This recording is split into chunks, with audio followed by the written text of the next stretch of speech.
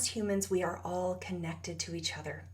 And because we're in a physical world, we are also connected through our physical stuff. The way that we engage with people often involves gifts and possessions. And these gifts and possessions end up being a little complicated for us when we start to organize. If you've started on your organizing journey, my guess is that you're noticing that these items are the most difficult ones to deal with. As a professional organizer, I've been working with people for over 20 years to make sense of the items that they have these deep connections with. I work on clients one-on-one and through my Chaos to Calm community to help them make sense of and sort through the items that they're connected to in a deep way that they don't know what to do with. One of the most difficult types of clutter that we encounter is clutter that comes to us from people who have passed away.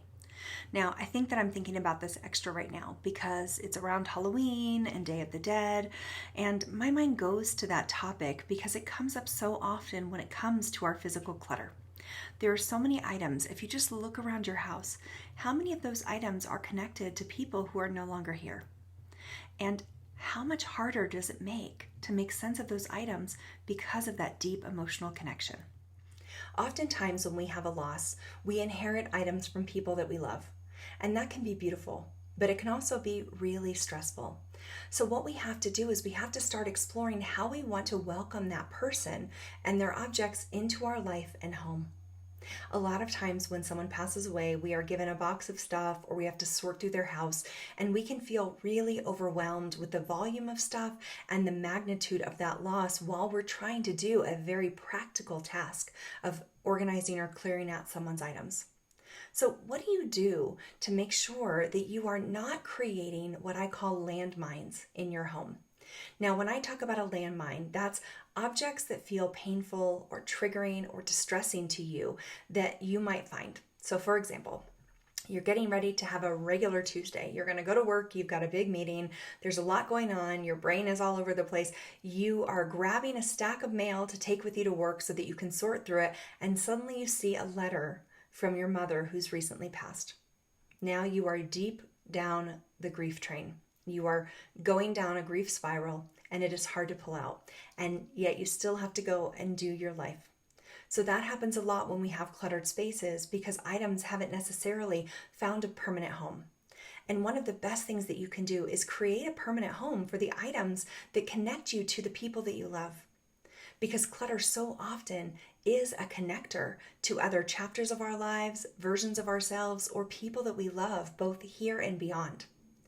And what you can do, and this is probably the most important thing that you want to do when you have someone who passes away, you want to create a visitation box, a memory box. So you want to find a box. And I remember I had someone once who told me that this was their treasure box. And I thought that was lovely, like a very sweet way. It's full of treasure connecting you to these other chapters of your life. So what you want to do is you want to create a box that is built to house the items that make you feel the most connected and loving towards the person that you've lost.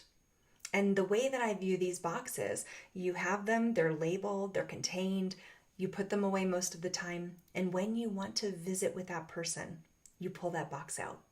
I do this a lot with people that I love who've passed and are gone. When it comes time for their anniversary or birthday, I might pull those boxes out, look at some of those items, read letters from that person, feel a deeper level of connection. Or if I really want to honor their memory for a more extensive period of time, I might set up an altar.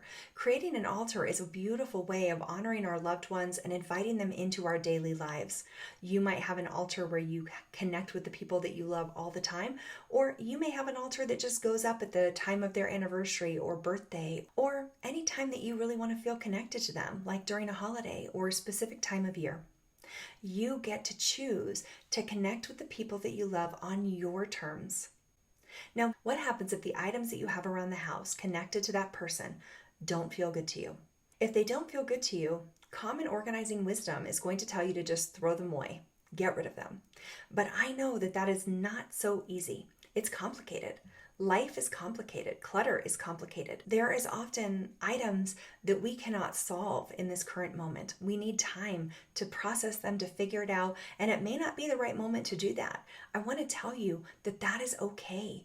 You don't need to solve this clutter right now just because you want to get organized. You being organized is not the same as you processing emotionally triggering and traumatizing items. If you have items that are connected to people who've passed on that feel triggering or traumatizing, do not feel like you need to handle them right now. You don't need to do that. Box them up, label them on all four sides, and put them into a closet or a garage or somewhere that is out of your way within your day-to-day functioning, but is accessible to you when and if you are ready to deal with them. The truth is, you not putting them away, you're still not dealing with them, right? We have this idea that we're going to leave things out as a reminder to ourselves, right? We're going to leave things out and that's going to help us to do it. And oftentimes that's not the case. All we're doing is planting little landmines all around our house, making it very difficult to be connected to our daily life, to feel like we can move through our life and function freely. When we're surrounded with triggering items, that is very difficult. So my suggestion, box those up, label them, put them away. One day, you may get to them and they will be right there waiting for you. And if you never get to them, at least they have not bombarded you every day with painful memories or shame or chaos. Because clutter begets clutter. So when you have an item that you have out that makes you feel uncomfortable or that you don't want to deal with, your subconscious is so smart. What it does is it starts to pull in all this other clutter to start covering it and hide it and keep it away from you, right? Most clutter, when I talk to people that have a lot of clutter, most clutter at the base of that clutter, you will see kind of the timeline of that clutter and what that clutter was hiding or suppressing or distracting you from. So let's not even force your clutter to act on your behalf in that way. Let's get it put away. Because physical objects can be beautiful and connect us to others. And that's what we want to focus on.